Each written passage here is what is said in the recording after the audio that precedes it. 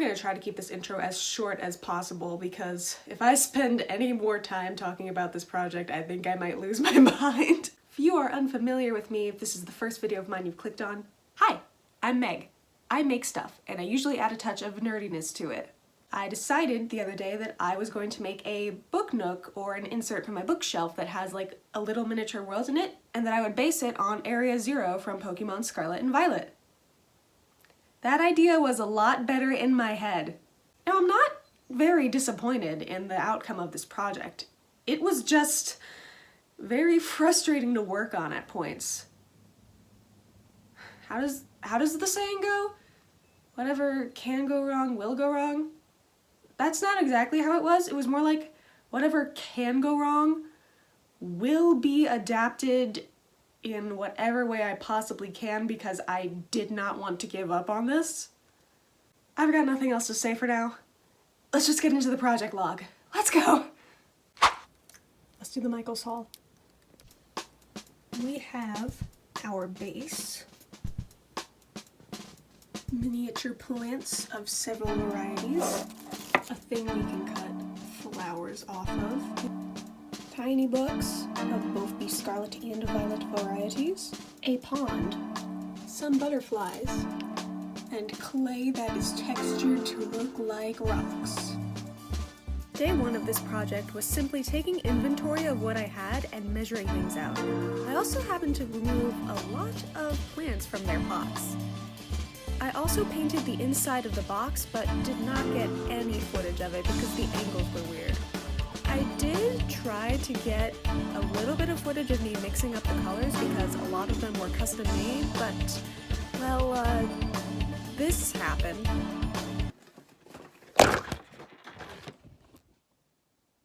Hi, okay.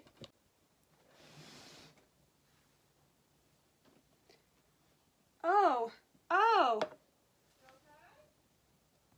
Yeah, this was not fun to clean up. We now have foil. Area 0 is located inside of a crater, and the terrain is very rocky, so I decided to make some rocks out of tin foil, and I would cover them in clay later on. Here you can see me positioning them inside of the box so I knew where on the walls that they would be jutting out of. I made a whole bunch of these of different shapes and sizes.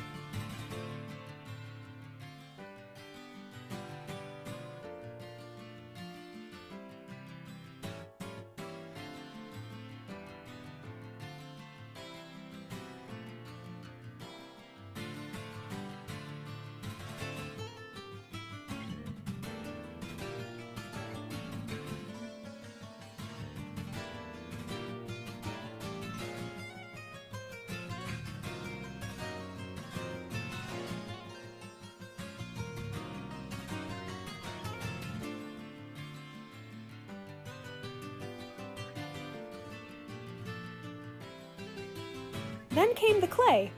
This, I think, was the single longest part of the entire project.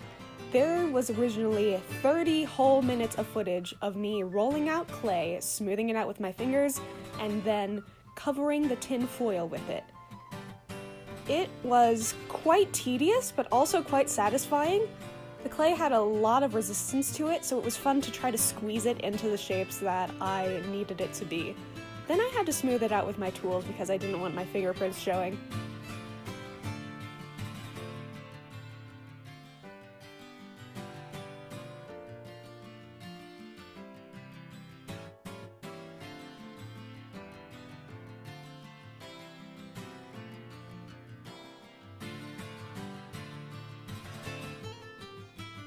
Once I felt like I had enough of these, I put them on a tray and baked them in the oven for about 15 minutes.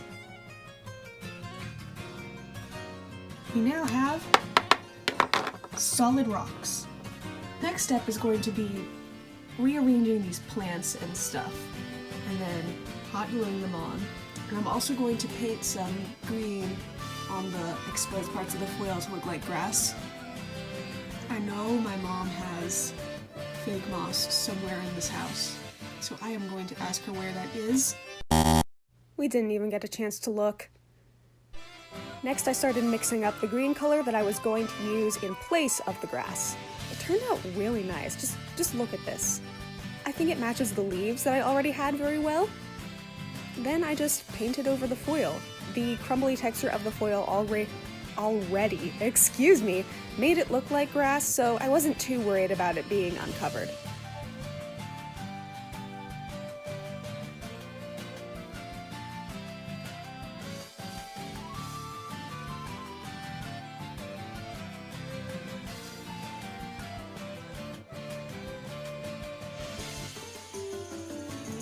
While I waited for that to dry, I decapitated some fake flowers.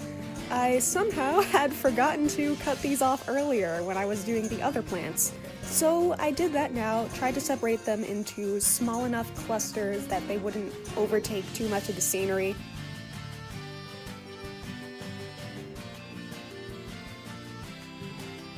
See, I could make a joke about burning myself here, but I actually burnt myself at work the other day. So I think I should not do that.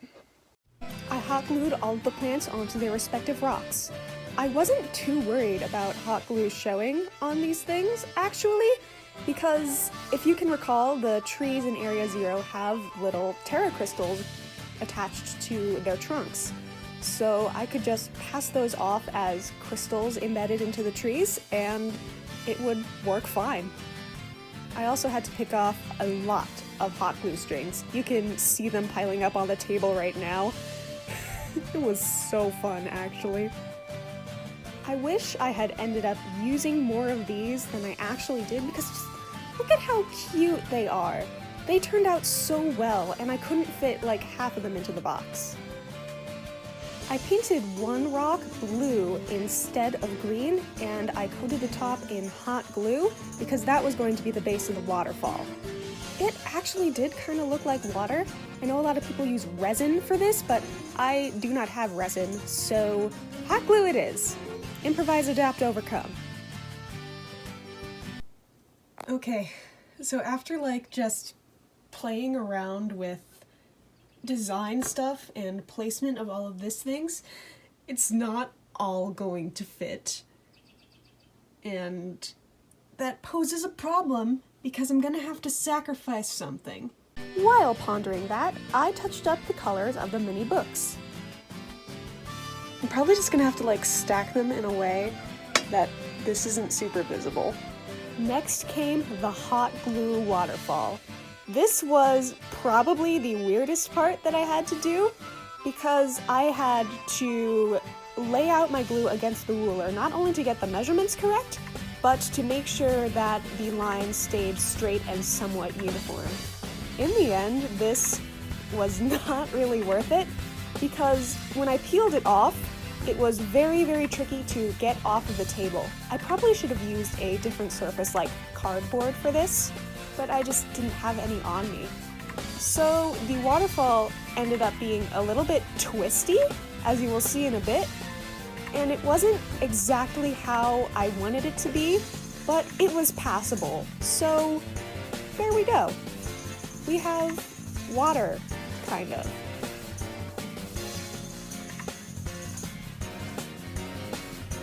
The ground was looking boring, so I mixed up some clay into a lighter green and started to make a terrain. You gotta switch camera angles because now everything we're hearing out is inside of the box. Step 1, make terrain to make this less boring. I was not too worried about how this part looked because it was on the bottom anyway.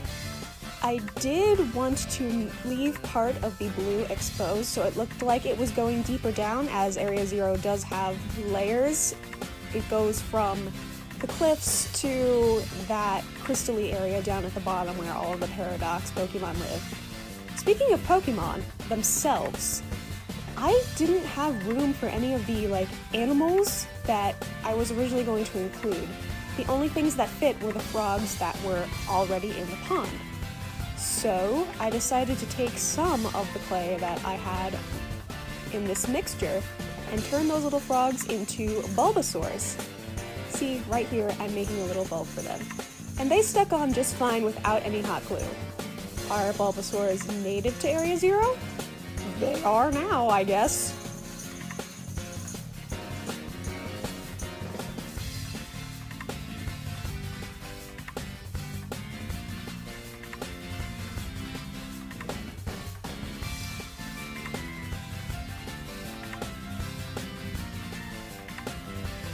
The dry running is so annoying. There's nothing I can do about that. But there is something that I can do about the huge ominous shadow that's being cast on my box. I'm gonna cut it off. I didn't cut it entirely off, and I made this little flap.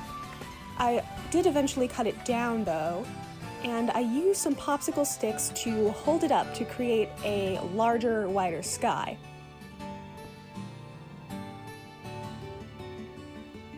Then it was finally time to glue all of those inserts in. I had to do some rearranging of the things that were on the individual rocks because it just looked crowded in some places.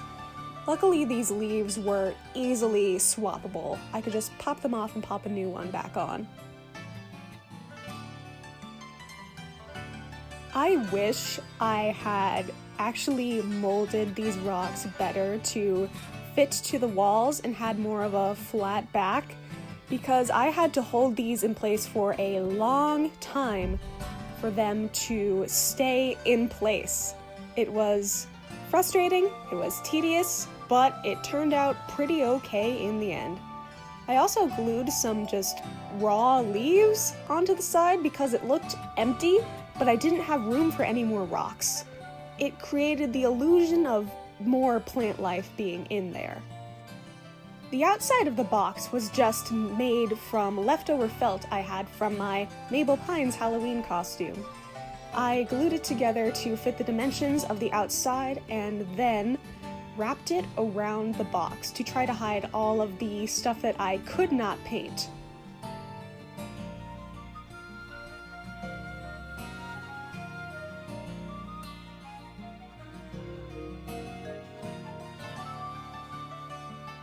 One side was entirely exposed, so I had to cover the whole thing, but the other side I only needed a strip on the very edge because it was going to be covered by books on that other side anyways. It created the illusion of it being completely covered and still looked somewhat clean.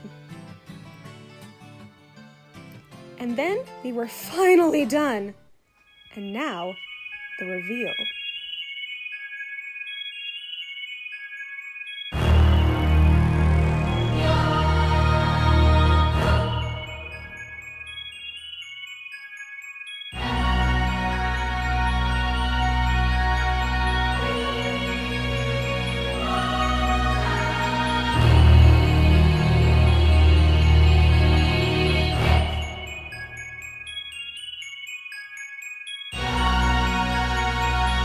So yeah, that thing now sits in my bookshelf. I actually showed it to my parents as soon as I finished it, which is something that I don't do with a lot of my projects because I feel, I don't know, embarrassed. But they were like amazed that I managed to pull it off, so Mom and Dad like it, so I'm calling it a win. Thanks for watching, like, subscribe, comment, do whatever you feel so inclined, even if that's ignoring the video, and I'll see you another time, okay? Thanks, bye.